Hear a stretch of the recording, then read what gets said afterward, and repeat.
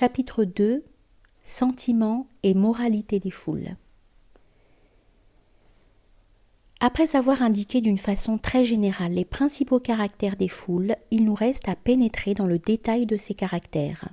On remarquera que parmi les caractères spéciaux des foules, il en est plusieurs tels que l'impulsivité, l'irritabilité, l'incapacité de raisonner, l'absence de jugement et d'esprit critique, l'exagération des sentiments et d'autres encore que l'on observe également chez les êtres appartenant à des formes inférieures d'évolution, telles que la femme, le sauvage et l'enfant, mais c'est là une analogie que je n'indique qu'en passant. Sa démonstration sortirait du cadre de cet ouvrage. Elle serait inutile d'ailleurs pour les personnes au courant de la psychologie des primitifs et resterait toujours peu convaincante pour celles qui ne la connaissent pas. J'aborde maintenant, l'un après l'autre, les divers caractères que l'on peut observer dans la plupart des foules. Tout d'abord, impulsivité, mobilité et irritabilité des foules. La foule, avons-nous dit en étudiant ces caractères fondamentaux, est conduite presque exclusivement par l'inconscient. Ses actes sont beaucoup plus sous l'influence de la moelle épinière que sous celle du cerveau. Elle se rapproche en cela des êtres tout à fait primitifs. Les actes exécutés peuvent être parfaits quant à leur exécution, mais le cerveau ne les dirigeant pas, l'individu agit suivant les hasards des excitations. Une foule est le jouet de toutes les excitations extérieures et en reflète les incessantes variations. Elle est donc esclave des impulsions qu'elle reçoit. L'individu isolé peut être soumis aux mêmes excitants que l'homme en foule, mais comme son cerveau lui montre les inconvénients d'y céder, il n'y cède pas. C'est ce qu'on peut physiologiquement exprimer en disant que l'individu isolé possède l'aptitude à dominer ses réflexes, alors que la foule ne la possède pas. Ces impulsions diverses auxquelles obéissent les foules pourront être, suivant les excitations, généreuses ou cruelles, héroïques ou pusillanimes, mais elles seront toujours tellement impérieuses que l'intérêt personnel, l'intérêt de la conservation lui-même, ne les dominera pas.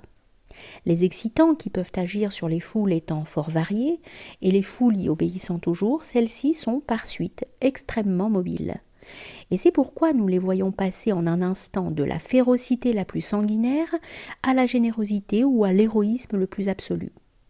La foule devient très aisément bourreau, mais non moins aisément, elle devient martyr. C'est de son sein qu'ont coulé les torrents de sang exigés par le triomphe de chaque croyance.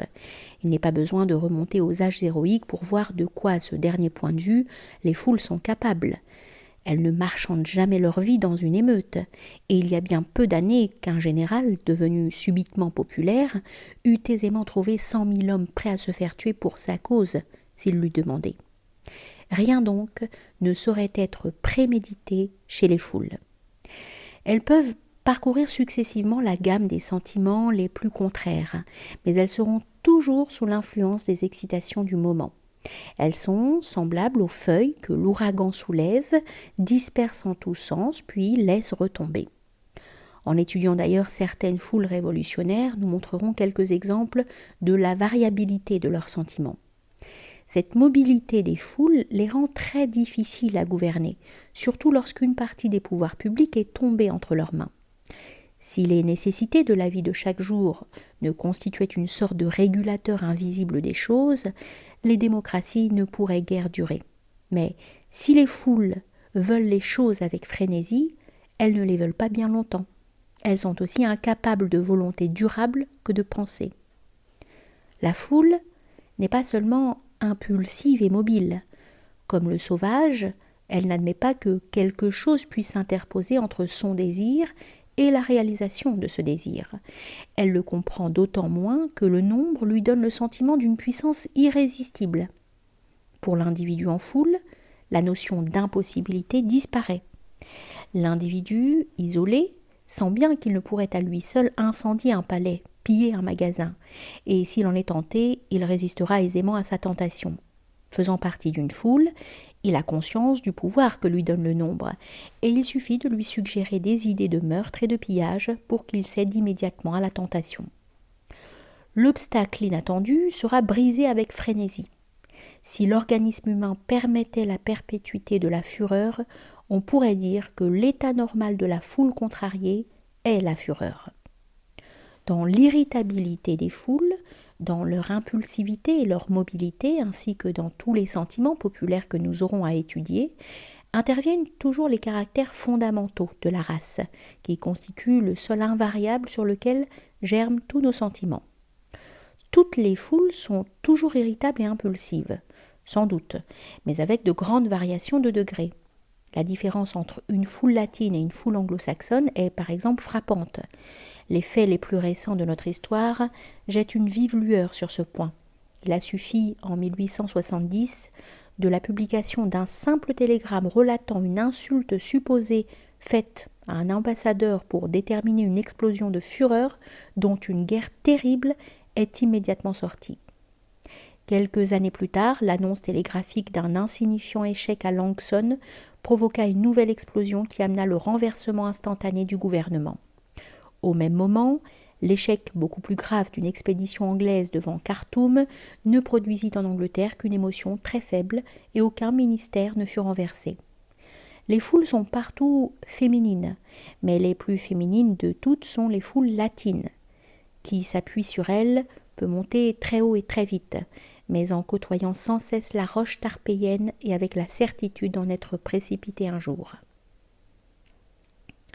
Deuxième point, suggestibilité et crédulité des foules. Nous avons dit, en définissant les foules, qu'un de leurs caractères généraux est une suggestibilité excessive, et nous avons montré combien, dans toute agglomération humaine, une suggestion est contagieuse, ce qui explique l'orientation rapide des sentiments dans un sens déterminé. Si neutre qu'on la suppose, la foule se trouve le plus souvent dans cet état d'attention expectante qui rend la suggestion facile. La première suggestion formulée qui surgit s'impose immédiatement par contagion à tous les cerveaux et aussitôt l'orientation s'établit. Comme chez tous les êtres suggestionnés, l'idée qui a envahi le cerveau tend à se transformer en acte. Qu'il s'agisse d'un palais à incendier ou d'un acte de dévouement à accomplir, la foule s'y prête avec la même facilité. Tout dépendra de la nature de l'excitant, et non plus comme chez l'être isolé, des rapports existants entre l'acte suggéré et la somme de raisons qui peut être opposée à sa réalisation.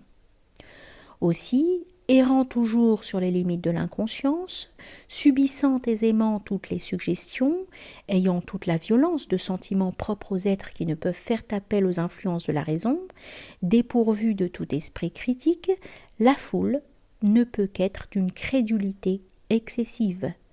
L'invraisemblable n'existe pas pour elle, et il faut bien se le rappeler pour comprendre la facilité avec laquelle se créent et se propagent les légendes et les récits les plus invraisemblables.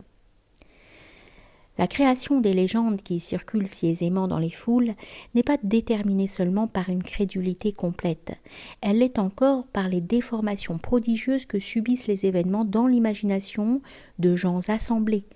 L'événement le plus simple vu par la foule est bientôt un événement transformé.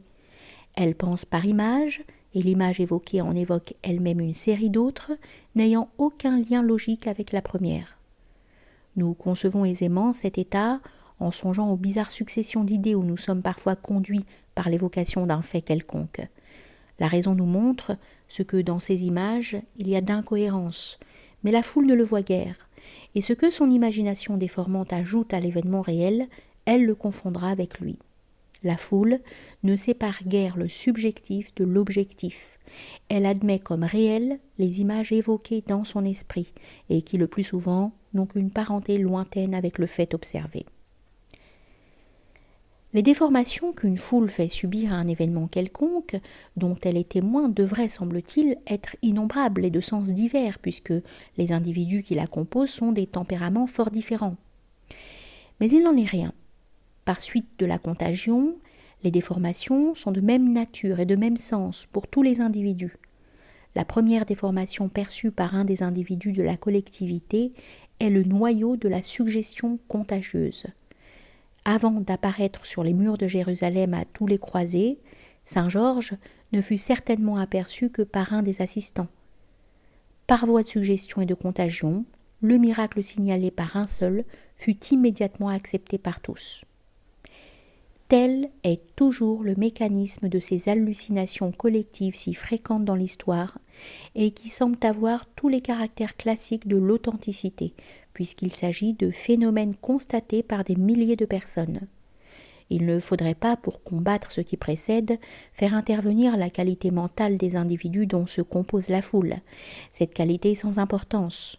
Du moment qu'ils sont en foule, l'ignorant et le savant sont également incapables d'observation. La thèse peut sembler paradoxale.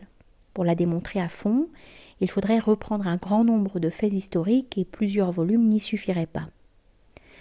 Ne voulant pas cependant laisser le lecteur sous l'impression d'assertions sans preuve, je vais lui donner quelques exemples pris au hasard parmi les monceaux de ceux que l'on pourrait citer.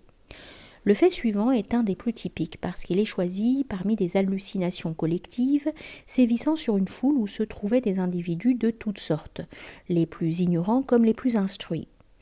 Il est rapporté incidemment par le lieutenant de vaisseau Julien Félix dans son livre sur les courants de la mer et a été autrefois reproduit dans la Revue scientifique.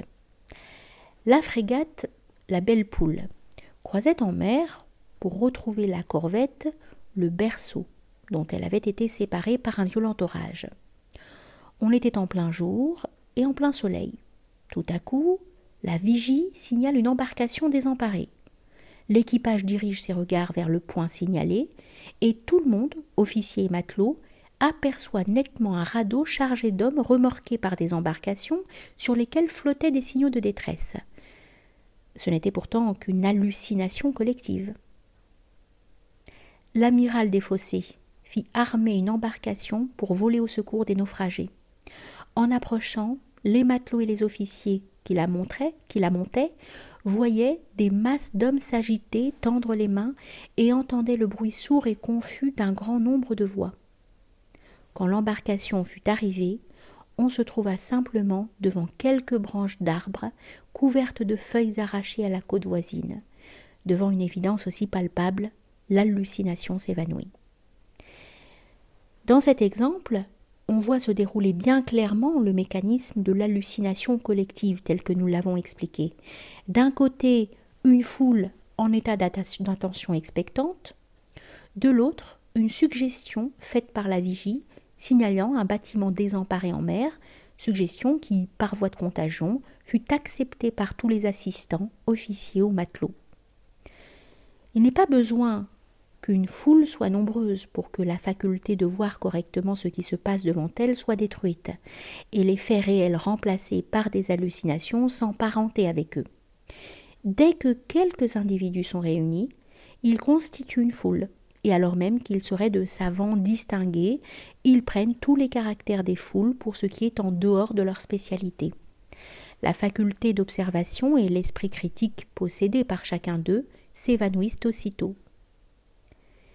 Un psychologue ingénieux, M. Davet, nous en fournit un bien curieux exemple récemment rapporté par les Annales des sciences psychiques et qui mérite d'être relaté ici. M. Davet, ayant convoqué une réunion d'observateurs distingués, parmi lesquels un des premiers savants de l'Angleterre, M. Wallace, exécuta devant eux, et après leur avoir laissé examiner les objets et poser des cachets où ils voulaient, tous les phénomènes classiques des spirites. Matérialisation des esprits, écriture sur des ardoises, etc. Ayant ensuite obtenu de ces observateurs distingués des rapports écrits affirmant que les phénomènes observés n'avaient pu être obtenus que par des moyens surnaturels, il leur révéla qu'ils étaient le résultat de supercheries très simples. Nous citons : « Le plus étonnant de l'investigation de M. Davet, écrit l'auteur de la relation, n'est pas la merveille des tours en eux-mêmes, mais l'extrême faiblesse des rapports qu'en ont fait les témoins non initiés. Donc, dit-il, les témoins peuvent faire de nombreux et positifs récits qui sont complètement erronés, mais dont le résultat est que, si l'on accepte leur description comme exacte, les phénomènes qu'ils décrivent sont inexplicables par la supercherie. Les méthodes inventées par M. Davet étaient si bien simples qu'on était étonné qu'il ait eu la hardiesse de les employer. Mais il avait un tel pouvoir sur l'esprit de la foule qu'il pouvait lui persuader qu'elle voyait ce qu'elle ne voyait pas. » Fin de citation. C'est toujours le pouvoir de l'hypnotiseur sur l'hypnotisé. Mais quand on voit ce pouvoir s'exercer sur des esprits supérieurs, préalablement mis en défiance pourtant, on conçoit à quel point il est facile d'illusionner les foules ordinaires. Les exemples analogues sont innombrables. Au moment où j'écris ces lignes, les journaux sont remplis par l'histoire de 2 petites filles noyées retirées de la Seine. Ces enfants furent d'abord reconnus de la façon la plus catégorique par une douzaine de témoins. Toutes les affirmations étaient si concordantes qu'il n'était resté aucun doute dans l'esprit des juges d'instruction. Il fit établir l'acte de décès, mais au moment où on allait procéder à l'inhumation, le hasard fit découvrir que les victimes supposées étaient parfaitement vivantes et n'avaient d'ailleurs qu'une très lointaine ressemblance avec les petites noyées. Comme dans plusieurs des exemples précédemment cités, l'affirmation d'un premier témoin, victime d'une illusion, avait suffi à suggestionner tous les autres. Dans les cas semblables, le point de départ de la suggestion est toujours l'illusion produite chez un individu par des réminiscences plus ou moins vagues, puis la contagion par voie d'affirmation de cette illusion primitive. Si le premier observateur est très impressionnable, il suffira souvent que le cadavre qu'il croit reconnaître présente, en dehors de toute ressemblance réelle, quelques particularités, une cicatrice ou un détail de toilette qui puisse évoquer l'idée d'une autre personne. L'idée évoquée peut alors devenir le noyau d'une sorte de cristallisation qui envahit le champ de l'entendement et paralyse toute faculté critique. Ce que l'observateur voit alors, ce n'est plus l'objet lui-même, mais l'image évoquée dans son esprit. Ainsi s'expliquent les reconnaissances erronées de cadavres d'enfants par leur propre mère, tel que le cas suivant, déjà ancien, mais qui a été rappelé récemment par les journaux et où l'on voit se manifester précisément les 2 ordres de suggestion dont je viens d'indiquer le mécanisme. L'enfant fut reconnu par un autre enfant qui se trompait. La série des reconnaissances inexactes se déroula alors.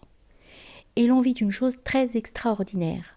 Le lendemain du jour où un écolier l'avait reconnu, une femme s'écria « Ah, mon Dieu, c'est mon enfant !» On l'introduit près du cadavre, elle examine les effets, constate une cicatrice au front. « C'est bien, dit-elle, mon pauvre fils perdu depuis juillet dernier. On me l'aura volé, on me l'a tué. » A-t-elle dit. La femme était concierge rue du Four et se nommait Chavandret. On fit venir son beau-frère qui, sans hésitation, dit « Voilà le petit Philibert ». Plusieurs habitants de la rue reconnurent Philibert Chavandret dans l'enfant de la Villette, sans compter son propre maître d'école pour qui la médaille était un indice. Eh bien, les voisins, le beau-frère, le maître d'école et la mère se trompaient. 6 semaines plus tard, l'identité de l'enfant fut établie. C'était un enfant de Bordeaux, tué à Bordeaux et, par les messageries, apporté à Paris. On remarque que ces reconnaissances se font généralement par des femmes et des enfants, c'est-à-dire précisément par les êtres les plus impressionnables. Elles nous montrent du même coup ce que peuvent valoir en justice de tels témoignages. En ce qui concerne les enfants, notamment leurs affirmations ne devraient jamais être invoquées. Les magistrats répètent comme un lieu commun qu'à cet âge, on ne ment pas. Avec une culture psychologique un peu moins sommaire, il saurait qu'à cet âge, au contraire, on ment presque toujours. Le mensonge, sans doute, est innocent, mais n'en constitue pas moins un mensonge. Mieux vaudrait décider à pile ou face la condamnation d'un accusé que de la décider, comme on l'a fait tant de fois, d'après le témoignage d'un enfant. Pour en revenir aux observations faites par les foules, nous conclurons que les observations collectives sont les plus erronées de toutes et que le plus souvent, elles représentent la simple illusion d'un individu qui, par voie de contagion, a suggestionné les autres. On pourrait multiplier à l'infini les faits prouvant qu'il faut avoir la plus profonde défiance du témoignage des foules. Des milliers d'hommes ont assisté à la célèbre charge de cavalerie de la bataille de Sedan. Et pourtant, il est impossible, en présence des témoignages visuels les plus contradictoires, de savoir par qui elle fut commandée.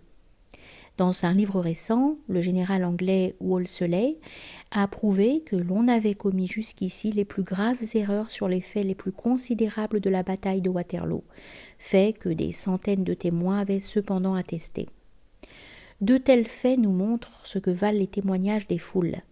Les traités de logique font rentrer l'unanimité de nombreux témoins dans la catégorie des preuves les plus solides qu'on puisse invoquer pour prouver l'exactitude d'un fait. Mais ce que nous savons de la psychologie des foules montre que les traités de logique sont à refaire entièrement sur ce point.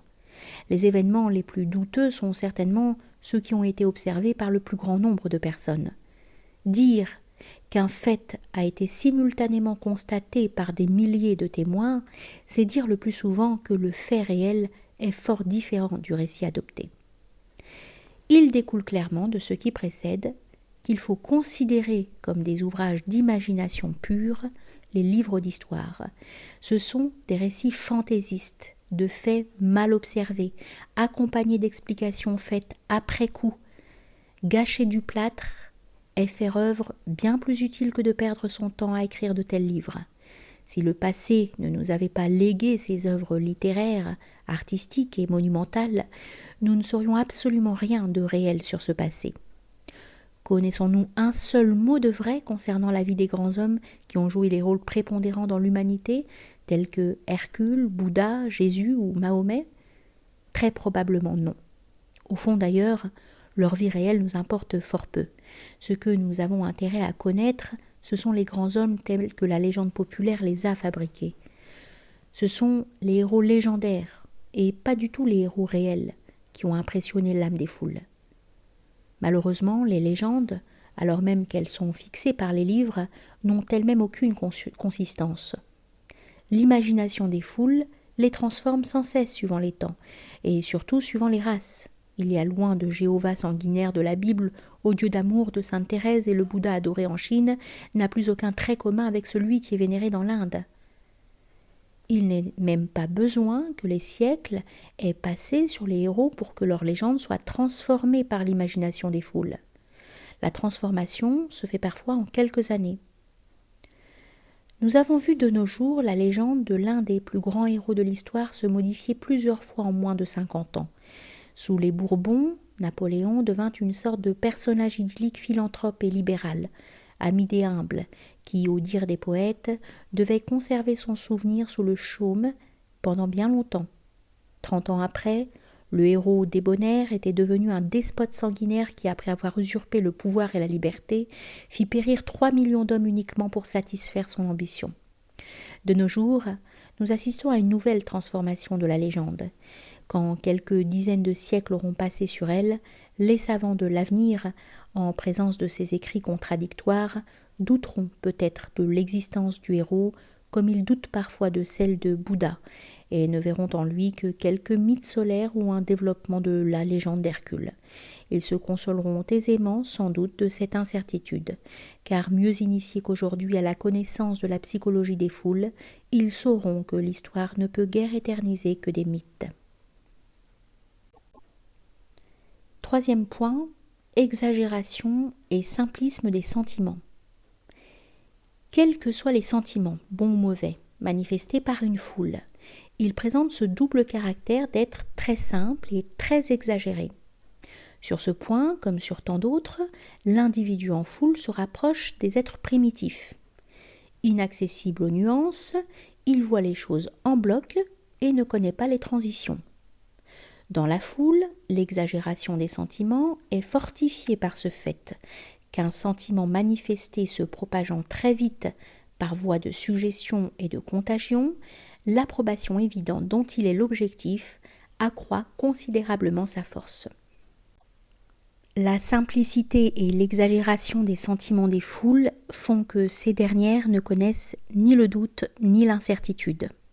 Comme les femmes, elles vont tout de suite aux extrêmes.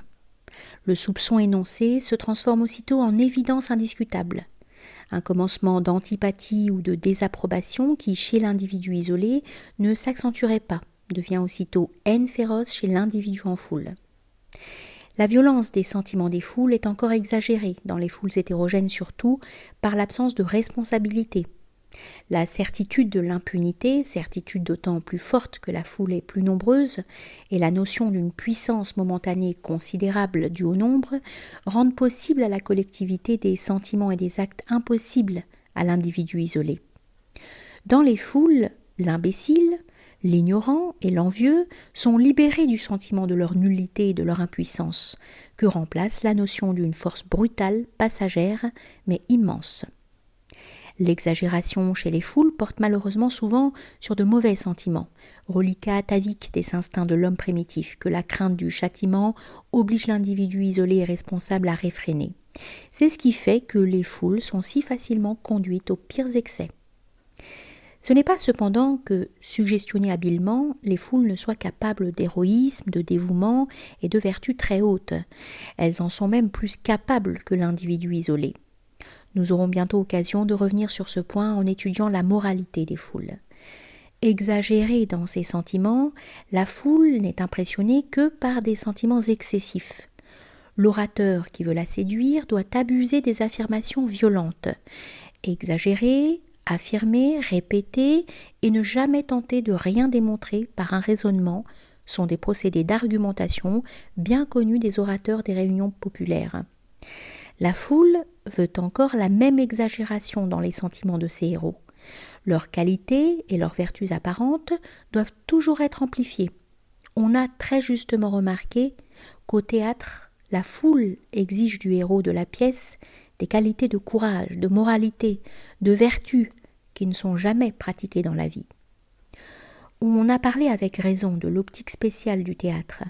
Il en existe une, sans doute, mais ces règles n'ont le plus souvent rien à faire avec le bon sens et la logique. L'art de parler aux foules est d'ordre inférieur sans doute, mais exige des aptitudes toutes spéciales. Il est souvent impossible de s'expliquer à la lecture le succès de certaines pièces. Les directeurs des théâtres, quand ils les reçoivent, sont eux-mêmes le plus souvent très incertains de la réussite, parce que, pour juger, il faudrait qu'ils puissent se transformer en foule. Ici encore, si nous pouvions entrer dans les développements, nous montrerions l'influence prépondérante de la race.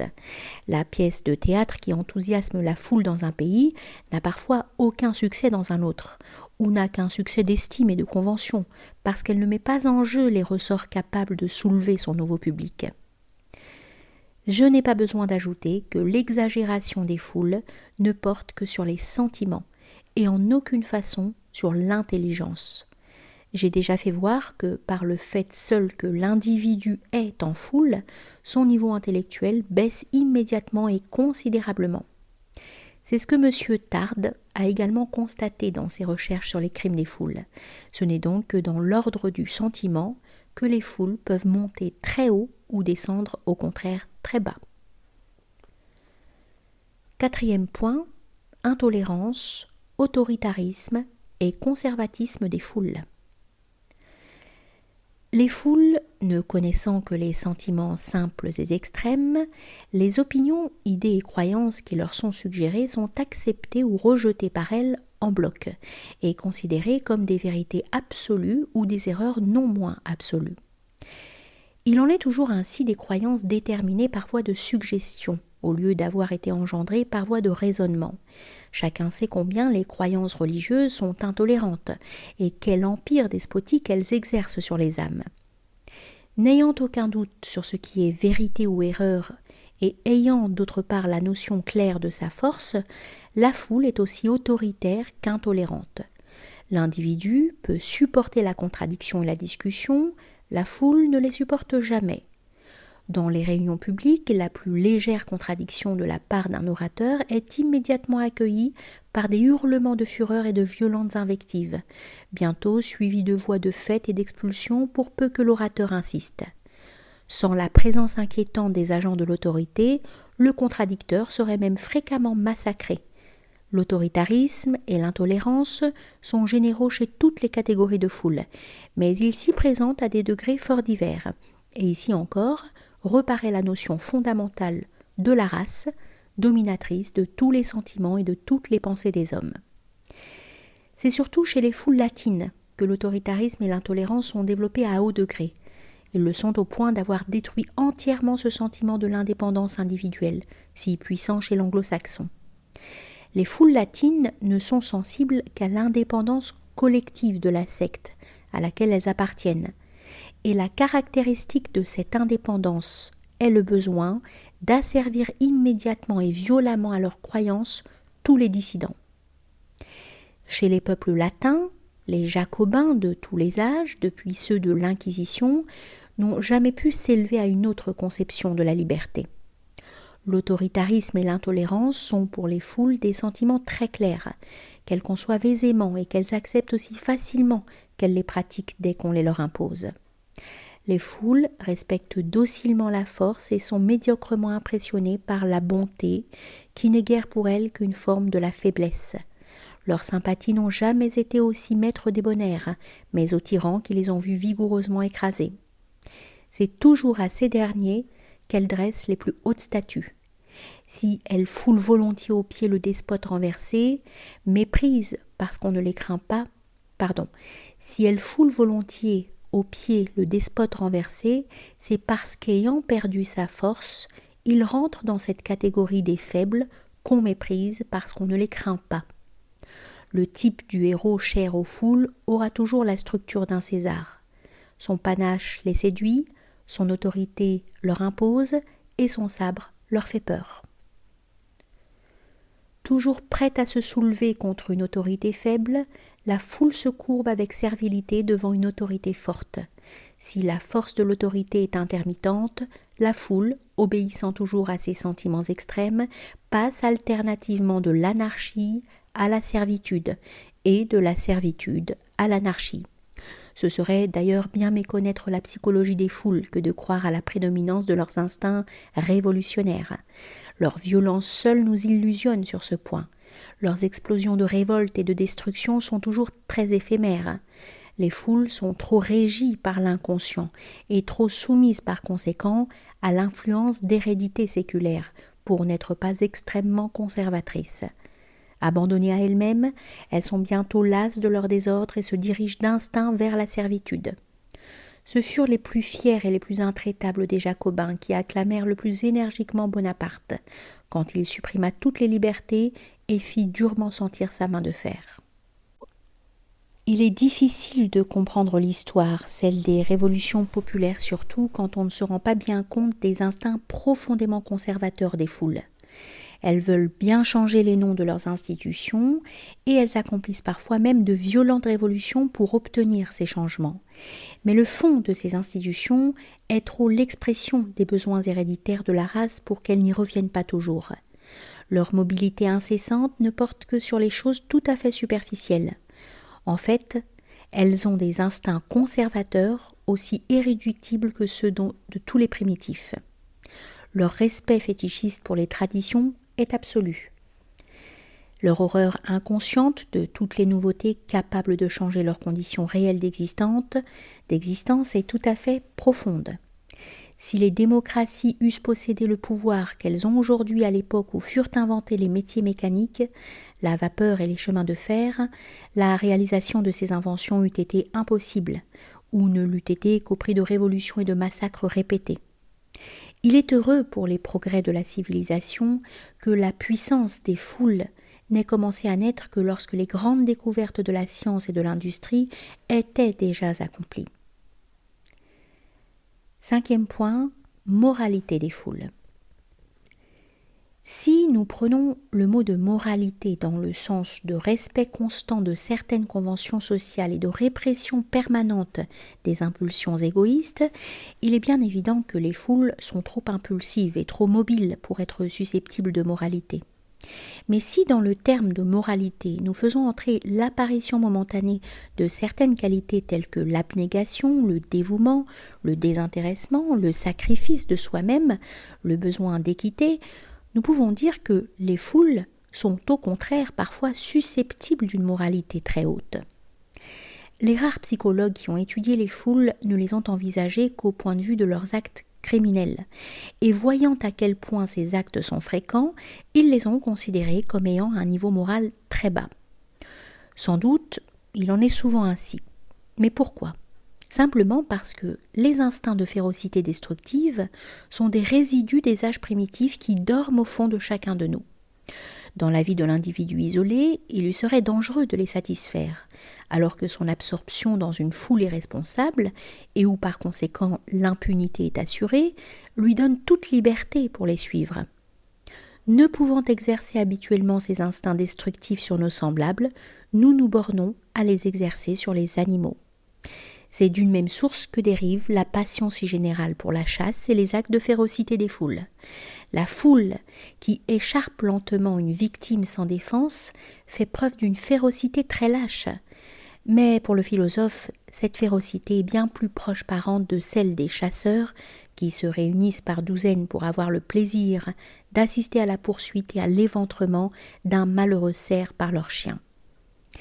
Si la foule est capable de meurtre, d'incendie et de toutes sortes de crimes, elle est également capable d'actes de dévouement, de sacrifice et de désintéressement très élevés, beaucoup plus élevés même que ceux dont est capable l'individu isolé. C'est surtout sur l'individu en foule qu'on agit, et souvent jusqu'à obtenir le sacrifice de la vie, en invoquant des sentiments de gloire, d'honneur, de religion et de patrie. L'histoire fourmille d'exemples analogues à ceux des croisades et des volontaires de 93. Seules les collectivités sont capables de grands désintéressement et de grands dévouements. Que de foules se sont fait héroïquement massacrer pour des croyances, des idées et des mots qu'elles comprenaient à peine. Les foules qui font des grèves les font bien plus pour obéir à un mot d'ordre que pour obtenir une augmentation du maigre salaire dont elles se contentent. L'intérêt personnel est bien rarement un mobile puissant chez les foules, alors qu'il est le mobile à peu près exclusif de l'individu isolé.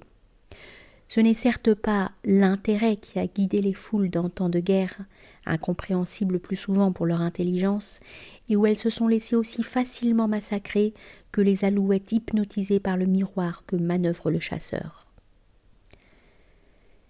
Mais pour les parfaits gredins, il arrive fort souvent que le fait seul d'être réunis en foule leur donne momentanément des principes de moralité très stricts. Taine fait remarquer que les massacreurs de septembre venaient déposer sur la table des comités les portefeuilles et les bijoux qu'ils trouvaient sur leurs victimes, et qu'ils eussent pu aisément dérober. La foule hurlante, grouillante et misérable qui envahit les Tuileries pendant la Révolution de 1848 ne s'empara d'aucun des objets qui l'éblouirent et dont un seul eût représenté du pain pour bien des jours. Cette moralisation de l'individu par la foule n'est certes pas une règle constante, mais c'est une règle qui s'observe fréquemment. Elle s'observe même dans des circonstances beaucoup moins graves que celles que je viens de citer. J'ai déjà dit qu'au théâtre, la foule veut chez les héros de la pièce des vertus exagérées.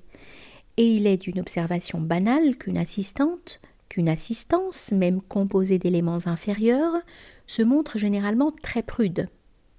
Le viveur professionnel, le souteneur, le voyou gouailleur murmurent souvent devant une scène un peu risquée ou un propos léger, fort anodin pourtant auprès de leurs conversations habituelles. Donc si les foules se livrent souvent à de bas instincts, elles donnent aussi parfois l'exemple d'actes de moralité élevés.